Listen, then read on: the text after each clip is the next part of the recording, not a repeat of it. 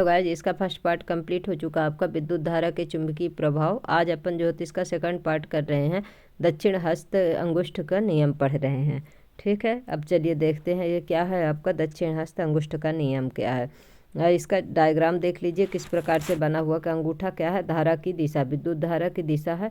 और आपका ये जो हाथ के तरफ ये जो सर्कल जैसे बना हुआ है क्या है आपका मैग्नेटिक फील्ड है, चुंबकीय क्षेत्र है। अब इसको देखिए, किसी विद्युत धारावाही चालक से संबंध चुंबकीय क्षेत्र की दिशा ज्ञात करने का एक सुगम उपाय नीचे दिया गया है। अपना हैंड खुद इस तरह से करके आप लोग इसे जो है तो मतलब समझने की कोशिश करिएगा कि क्या दर्शा रहा, किस प्रकार से क्या हमें दिखा रहा है। तो आपको क्या है ये मतलब आपका दक्षिण हस्त अंगुष्ठ का नियम बहुत ईजिली आपको समझ में आ जाएगा। कल्पना कीजिए कि आप अपने दाहिने हाथ में विद्युत धारावाही चालक को इस प्रकार पकड़े हुए हैं कि आपका अंगूठा विद्युत धारा की दिशा की ओर संकेत करता है। तो आपकी अंगुलियां जो है तो किस तरफ, चालक के चारों ओर चुंबकीय क्षेत्र रेखाओं की दिशा में लिपटी होंगी, जैसा कि चित्र 12.7 में दर्शाया गया है। ये देखिए दक्षिण हस्त या दाएं हाथ अंगुष्ठ का नियम कहते हैं। अब इसे दिशा का ध्यान रखिएगा। इसमें से जो कोई मतलब इसके टेट की तैयारी करते हैं तो एमपी टेट में भी इससे जो है तो एक क्वेश्चन पूछा गया था कि इस प्रकार से जो है तो ये आपका मतलब इसमें से एक क्वेश्चन पूछा गया था कि विद्युत धारा की दिशा जैसे इधर अंगुष्ठ की तरफ है तो ये गति कैसे करना है मैग्नेटिक फील्ड। आप देखिए जब इधर से देखेंगे आपका कि जो पूर्व तरफ से गति करती हैं तब क्या होगा आपका दक्षिणावर्त होगा। जब पश्चिम की ओर से गति करती है मैग्नेटिक फील्ड तो क्या होगा आपका पश्चिम, मतलब ये वामावर्त होगा। इसे क्या है आप अपना खुद प्रैक्टिकल करके देखिएगा तो क्या है ये इजीली समझ में आ जाएगा आपको। देखिए इसमें एग्जाम्पल 12.1 क्या बोला, किसी क्षैतिज शक्ति संचारण लाइन पावर लाइन में पूर्व से पश्चिम की ओर विद्युत धारा प्रवाहित हो रही है। मतलब पूर्व से पश्चिम की ओर अगर धारा प्रवाहित हो रही तो इसके ठीक नीचे के किसी बिंदु पर तथा इसके ठीक ऊपर के किसी बिंदु पर चुंबकीय क्षेत्र की दिशा क्या होगी। अपने को क्या बताना है कि मैग्नेटिक फील्ड की दिशा क्या होगी जब ये पूर्व से पश्चिम की ओर बहेगा और जब पश्चिम से पूर्व की ओर बहेगा। विद्युत धारा पूर्व से पश्चिम की ओर प्रवाहित हो रही दक्षिण हस्त अंगुष्ठ नियम को लागू करने पर पूर्वी सिरे से अवलोकन करने पर चुंबकीय क्षेत्र की दिशा तार के ऊपर या नीचे किसी भी बिंदु पर तार के लंबवत तल में दक्षिणावर्त होगी। इसी प्रकार से तार के पश्चिमी सिरे से अवलोकन करने पर चुंबकीय क्षेत्र की दिशा कैसी होगी, वामावर्त होगी। इसे मैक्सवेल का कार्क स्क्रू नियम भी कहते हैं। यदि हम यह विचार करें कि हम किसी कार्क स्क्रू को विद्युत धारा की दिशा में आगे बढ़ा रहे हैं तो कार्क स्क्रू के घूर्णन की दिशा चुंबकीय क्षेत्र की दिशा होती है। कार्क स्क्रू के घूर्णन की दिशा किस क्षेत्र में होती है, चुंबकीय क्षेत्र की दिशा में होती है। अब ये क्वेश्चन अब देखिए ये क्या बता रहा, विद्युत धारावाही वृत्ताकार पास के कारण चुंबकीय क्षेत्र। अब जब इस प्रकार से रखा जाएगा चुंबकीय क्षेत्र वृत्ताकार पास के रूप में मैग्नेट को, तब किस प्रकार से धारा प्रवाहित होगी, इसमें ये मतलब बता रहा है। 12.23 क्या बोलता है, अब तक हमने किसी सीधे विद्युत धारावाही चालक के कारण उसके चारों ओर उत्पन्न चुंबकीय क्षेत्र रेखाओं का पैटर्न देखा है। मान लीजिए इस तार को मोड़कर एक वृत्ताकार पास या लूप बनाया जाता है और फिर उसमें विद्युत धारा प्रवाहित कराते हैं। इसमें फिर क्या करते हैं, पहले लूप बना लेंगे, उसमें फिर विद्युत धारा प्रवाहित कराते हैं। तब इसके द्वारा उत्पन्न चुंबकीय क्षेत्र कैसा प्रतीत होगा। हम जानते हैं कि किसी विद्युत धारावाही चालक के कारण उत्पन्न चुंबकीय क्षेत्र उससे दूरी के व्युत्क्रम पर निर्भर करता है। इसी प्रकार किसी विद्युत धारावाही पास के प्रत्येक बिंदु पर उसके चारों ओर उत्पन्न चुंबकीय क्षेत्र को निरूपित करने वाले संकेंद्रीय वृत्तों का साइज तार से दूर जाने पर निरंतर बड़ा होता जाता है। जैसे कि हम वृत्ताकार पास के केंद्र पर पहुंचते हैं, इन बृहद वृत्तों के चाप सरल रेखाओं जैसे प्रतीत होता है। ये देखिए यहाँ पर जैसे दिखाया गया नॉर्थ टू साउथ किस प्रकार से केंद्र में जाते जाते इस प्रकार से दिखाने लगता है, और पहले किस प्रकार से दिखा रहा है मैग्नेटिक फील्ड जो है। तो जैसे ही हम वृत्ताकार पास के केंद्र पहुंचते हैं, इन बृहद वृत्तों के चाप सरल रेखाओं जैसे प्रतीत होने लगते हैं। विद्युत धारावाही तार के प्रत्येक बिंदु से उत्पन्न चुंबकीय क्षेत्र रेखाएं पास के केंद्र पर सरल रेखा जैसी प्रतीत होने लगती है। दक्षिण हस्त अंगुष्ठ नियम को लागू करके इस बात की आसानी से जांच की जा सकती है कि तार का प्रत्येक भाग चुंबकीय क्षेत्र रेखाओं में योगदान देता है तथा पास के भीतर सभी चुंबकीय क्षेत्र रेखाएं एक ही दिशा में होती हैं। मतलब लूप के अंदर जो है तो सभी जो चुंबकीय क्षेत्र की रेखाएं हैं एक ही दिशा में होगी। विद्युत धारावाही पास के कारण उत्पन्न चुंबकीय क्षेत्र देखिए इसमें किस प्रकार से दिखाया गया है।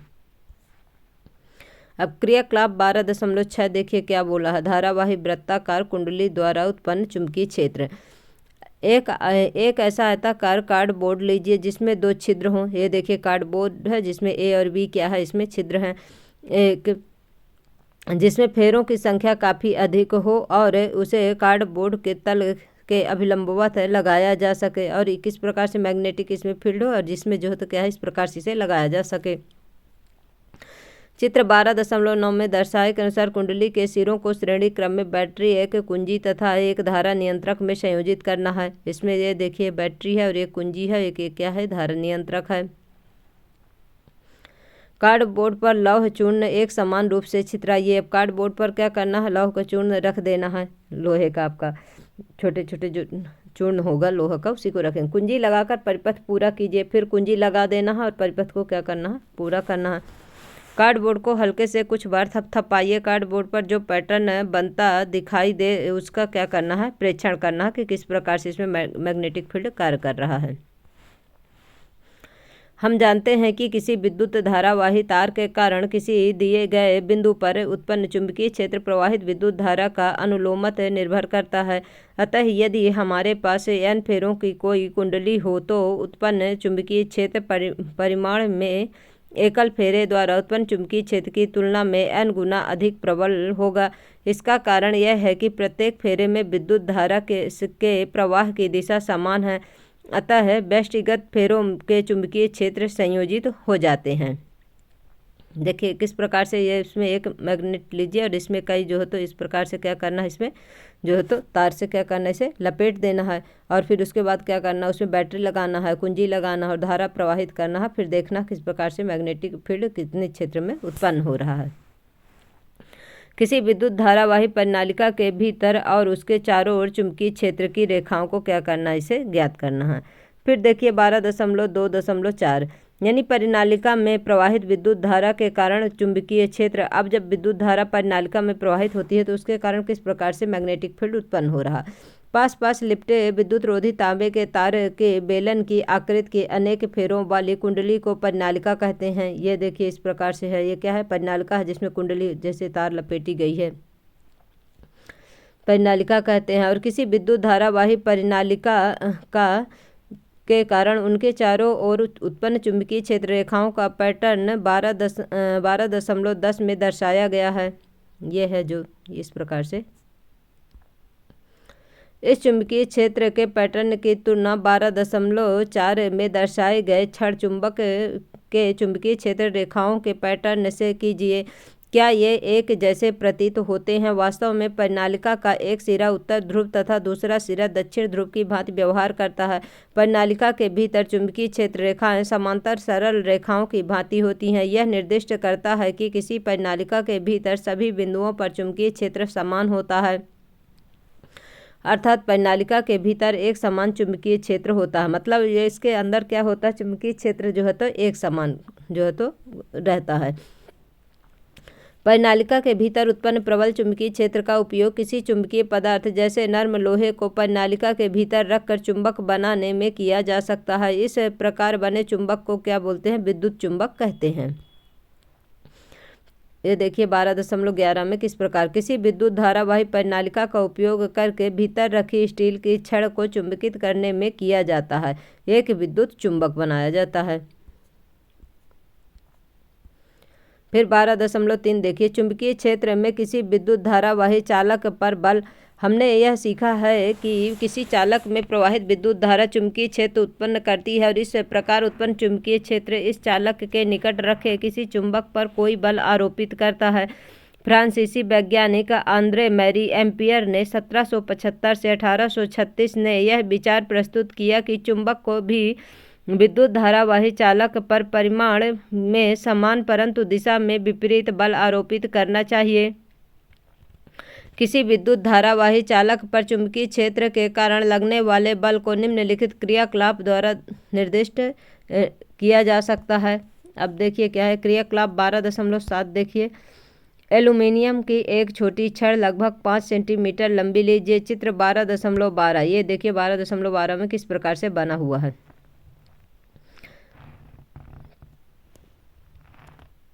फिर क्या करना है, दर्शाए के अनुसार इस छड़ को 2 संयोजक तारों द्वारा किसी स्टैंड से क्षैतिज लटकाइए। ये भी देखिए किस प्रकार से एल्यूमीनियम की जो छड़ है 5 सेंटीमीटर को उसे लटका दिया गया है। फिर एक प्रबल नाल चुंबक इस प्रकार से व्यवस्थित कीजिए। क्या है, नाल जो है तो चुंबक है आपका, कि छड़ नाल चुंबक के 2 ध्रुवों के बीच में हो तथा चुंबकीय क्षेत्र की दिशा ऊपर मुखी हो। ऐसा करने के लिए नाल चुंबक का उत्तर ध्रुव एल्यूमीनियम की छड़ के ऊर्ध्वाधर नीचे की ओर, दक्षिण ध्रुव में ऊर्ध्वाधर ऊपर रखिए। 12.12 के अनुसार ये जो डायग्राम में दिख रहा है, एल्यूमीनियम की छड़ को एक बैटरी, एक कुंजी तथा एक धारा नियंत्रक के साथ श्रेणी क्रम में संयोजित कीजिए। एल्यूमीनियम छड़ में सिरे बी से ए की ओर विद्युत धारा प्रवाहित कीजिए। धारा किस प्रकार से प्रवाहित करना है, बी से ए की ओर। आप क्या देखते हैं, हम यह देखते हैं कि विद्युत धारा प्रवाहित होते ही छड़ बाएं दिशा में विस्थापित होती है। अब छड़ में प्रवाहित होने वाले विद्युत धारा की दिशा को उत्क्रमित कीजिए और छड़ के विस्थापन की दिशा नोट कीजिए। अब यह दाईं ओर विस्थापित होती है। छड़ क्यों विस्थापित होता है? विद्युत धारावाही छड़ ए बी अपनी लंबाई तथा चुंबकीय क्षेत्र के लंबवत एक बल का अनुभव करता है। सरलता के लिए चुंबक की टेक नहीं दर्शाई गई है। उपरोक्त क्रियाकलाप में छड़ के विस्थापन से हमें यह संकेत मिलता है कि चुंबकीय क्षेत्र में रखने पर एल्यूमीनियम की विद्युत धारावाही छड़ पर एक बल आरोपित होता है, और यह भी संकेत मिलता है कि चालक में प्रवाहित विद्युत धारा की दिशा उत्क्रमित करने पर बल की दिशा भी उत्क्रमित हो जाती है। अब चुंबक के ध्रुवों को परस्पर बदलकर चुंबकीय क्षेत्र की दिशा ऊर्ध्वाधर अधोमुख कीजिए। एक बार पुनः यह दिखाई देता है कि विद्युत धारावाही छड़ पर आरोपित बल की दिशा उत्क्रमित हो जाती है। इससे यह प्रदर्शित होता है कि चालक पर आरोपित बल की दिशा विद्युत धारा की दिशा और चुंबकीय क्षेत्र की दिशा दोनों पर निर्भर करती है। प्रयोगों द्वारा यह देखा गया है कि छड़ में विस्थापन उस समय अधिकतम अथवा छड़ पर आरोपित बल का परिणाम उच्चतम होता है जब विद्युत धारा की दिशा चुंबकीय क्षेत्र की दिशा के लंबवत होती है। ऐसी स्थिति में चालक पर आरोपित बल की दिशा का पता हम एक सरल नियम द्वारा लगा सकते हैं।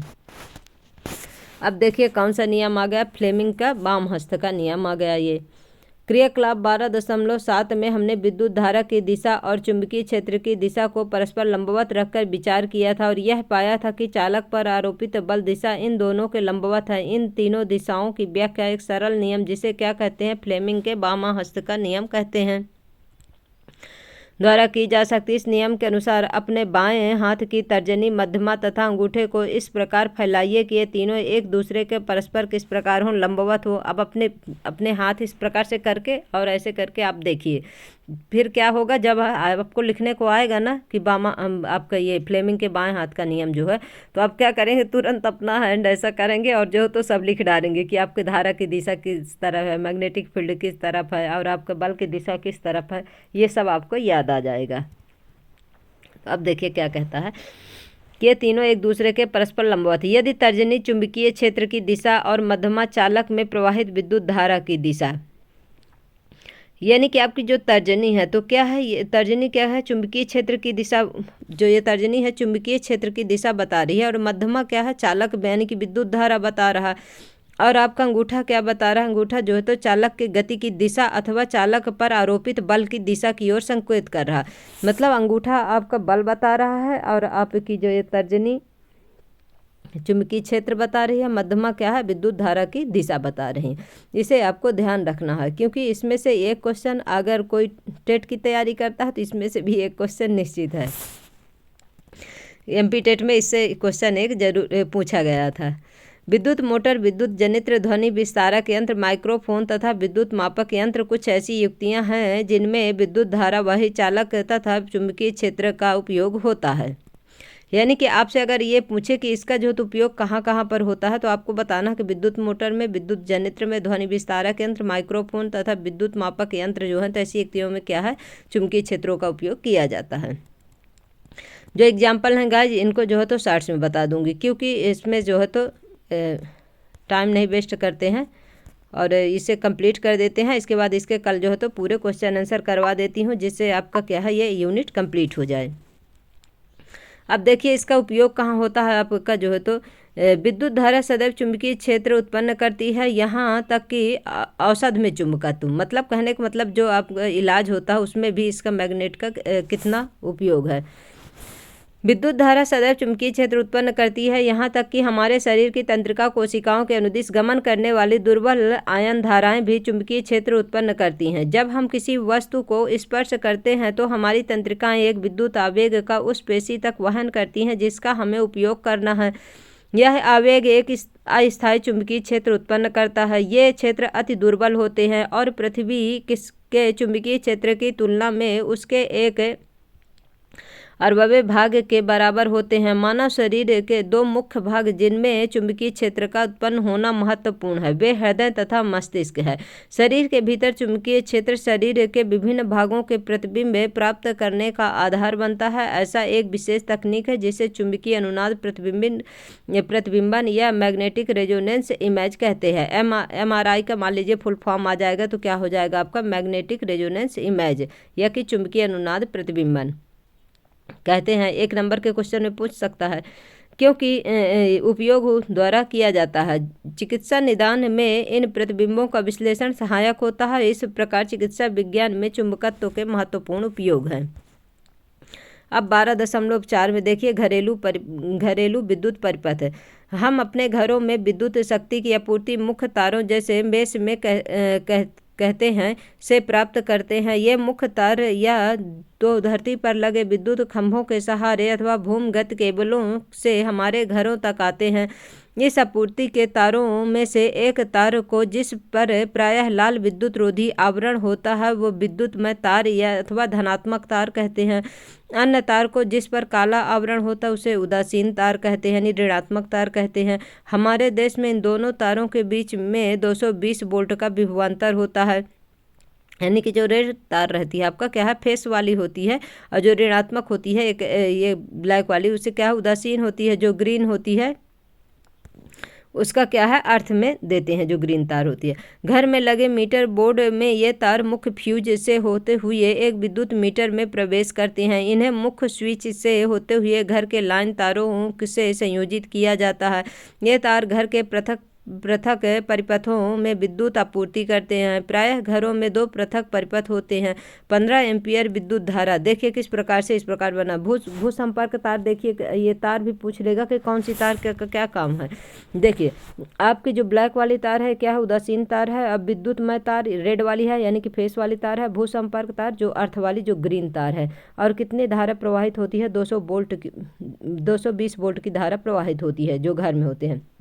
एक क्या है, वितरण बॉक्स जिसमें मुख्य स्विच एवं प्रत्येक परिपथ के लिए पृथक फ्यूज लगे होते हैं। इसमें क्या होता है, फ्यूज लगे होते हैं, जिससे क्या है घर में जो जितने मतलब आपके विद्युत परिपथ से जुड़े होते हैं, जैसे फ्रिज है, कूलर है, टीवी है, जो भी मतलब इलेक्ट्रिक चीज़ है, तो क्या है उन्हें ख़राब ना हो उसके लिए क्या होता है, फ्यूज होता है। कि जब कोई अधिक धारा अगर कभी आती है, लाइट ख़राब होती है, तो उससे क्या है जो अपने घर में जो सामान है फ्यूज उड़ जाएगा, जिससे आपके जो सामग्री हैं सभी जो घर में यूज होते हैं उनका क्या है वो बच जाएंगे, वो खराब नहीं होंगे। विद्युत प्रदाय बोर्ड का फ्यूज, ये देखिए कहाँ, यहाँ पर फ्यूज है, यहाँ पर क्या है विद्युत मापी है। समान घरेलू विद्युत परिपथों में से एक परिपथ की व्यवस्था आरेख। अब देखिए धारा अनुमतांक के लिए जिसका उपयोग उच्च शक्ति वाले विद्युत सांद्रित्रों जैसे गीजर, वायु शीतल, कूलर आदि के लिए किया जाता है। दूसरा विद्युत परिपथ 5 एम्पियर विद्युत धारा अनुमतांक के लिए होता है। देखिए आपकी 15 एम्पियर की धारा किसमें प्राप्त होगी, तो गीजर है, वायु शीतल यानी कि आपका एयर कूलर है, यानी कि जो आपका AC वगैरह है, इसमें क्या है 15 एम्पियर की धारा लगती है। और 5 एम्पियर की विद्युत धारा किसके लिए होता है, बल्ब है, पंखा है, भू संपर्क तार है जिस पर प्रायः हरा विद्युत रोधी आवरण होता है। घर के निकट भूमि के भीतर बहुत गहराई पर स्थित धातु की प्लेट से संयोजित होता है। इस तार का उपयोग विशेषकर विद्युत इस्त्री, टोस्टर, मेज का पंखा, रेफ्रिजरेटर आदि धातु के आवरण वाले विद्युत संयंत्रों में सुरक्षा के उपाय के रूप में किया जाता है। धातु के आवरणों से संयोजित भू संपर्क तार विद्युत धारा के लिए अल्प प्रतिरोध का चालन पथ प्रस्तुत करता है। इससे यह सुनिश्चित हो जाता है कि संयंत्र में के धात्विक आवरण में विद्युत धारा का कोई क्षरण होने पर उस संयंत्र का विभव भूमि के विभव के बराबर हो जाएगा। फलस्वरूप इस संयंत्र को उपयोग करने वाला व्यक्ति तीव्र विद्युत आघात से सुरक्षित बचा रहता है। चित्र 12.15 में सामान्य घरेलू विद्युत परिपथों में से किसी एक परिपथ का व्यवस्था आरेख दर्शाया गया है, जो अभी अपन डायग्राम में यहाँ पर देखे थे। ये